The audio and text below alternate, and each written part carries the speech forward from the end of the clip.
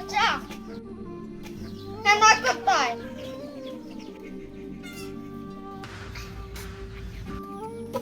বাবা পুষ্পা, আমার বলতে খুব কষ্ট হইতাছে।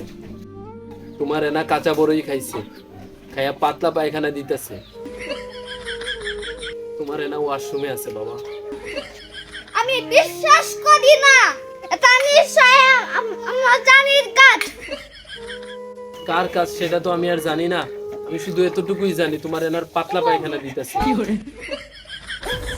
আমি পুষ্পা পুষ্পা চোখে খানাই।